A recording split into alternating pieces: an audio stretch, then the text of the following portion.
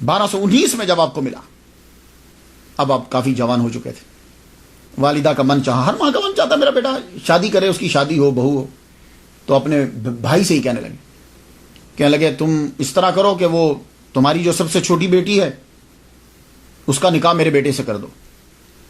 بابا فرید گنج شکر رحمۃ اللہ نے فرمایا بہن ضد مت کرو، یہ نکاح نہیں ہو سکتا۔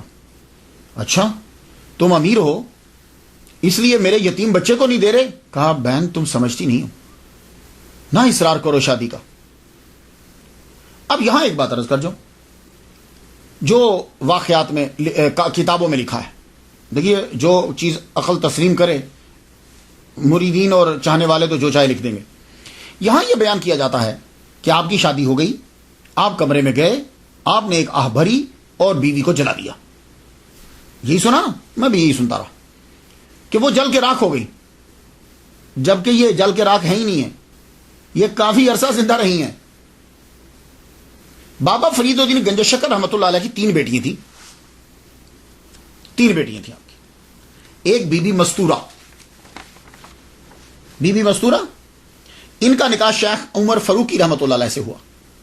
دوسری آپ کی بیٹی بی بی فاطمہ تھی جن کا نکاح شیخ بدر الدین اسحاق رحمۃ اللہ علیہ سے ہوا۔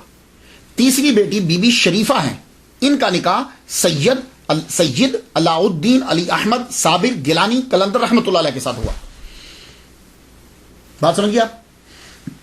اور یہ کافی عرصہ زندہ ہے، اور یہ ایسے ہی رہتی تھی کہ جیسے ایک عورت ہوتی ہے نا، اس کا خامن نہیں ہے، ویسی کبھی، یعنی بالکل کمرے میں بند رہنا، اور تجرد اور تحیر استغراق کے اندر ان کی بھی کیفیت ویسے ہی رہتی تھی۔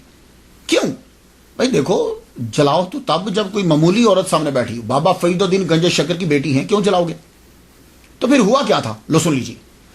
بابا فرید الدین گنج شکر رحمۃ اللہ علیہ نے یہ کہا کہ بہن ضد مت کرو، اصرار نہ کرو نکاح کا۔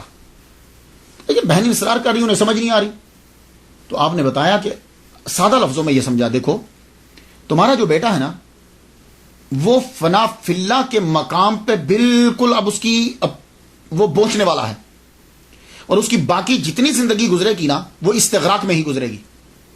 وہ جس مقام پہ پہنچ گیا ہے وہ بہت اونچے مقام پہ چلا گیا ہے، اب اس کے قریب اور کوئی نہیں آ پائے گا، اور نہ وہ جا پائے گا، تو اس لیے آپ یہ نکاح نہ کرواؤ۔ لیکن بہن نے جب ضد کیا، نکاح ہو گیا۔ اب جب نکاح ہوا تو آپ کہاں بیٹھا کرتے تھے؟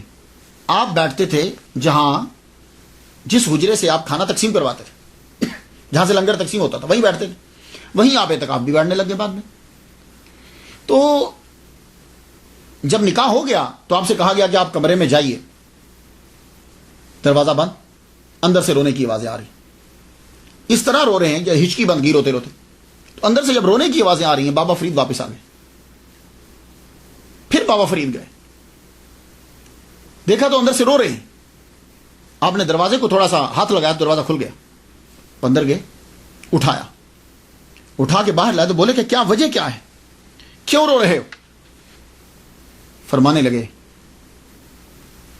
اب اللہ نے مجھے دنیا سے الگ کر دیا ہے۔ جملے سنیے گا، یہ جملے دماغ کو اپیل کرتے ہیں۔ مجھے دنیا سے اللہ نے الگ کر دیا ہے، رجال الغیب اور اولیاء کے سوا مجھے کوئی مل نہیں سکتا۔ یہ فنا فی اللہ کا مقام ہوتا ہے کہ آدمی ہر ایک شے ختم ہو جاتی ہے۔ تو صابر پیا کلیری جو ہیں وہ تو بہت اعلیٰ مقام میں تھے، اس مقام میں بہت اعلیٰ درجے پہ پہنچ چکے تھے۔ آپ نے پھر اس وقت کہا اپنی بہن سے، میں نہیں کہتا تھا کہ تم یہ نکاح نہ کرو؟ تو اس کے بعد بی بی شریفہ نے ساری زندگی جو ہے وہ ویسے ہی گزار دی۔ تو آپ جو ہیں اس کے بعد کیا ہوا کہ استغراق میں پھر چلے گئے، استغراق اہلیت گم۔ پھر آپ کی والدہ ماجدہ جو ہیں ان کا وصال ہو گیا۔ ایک دن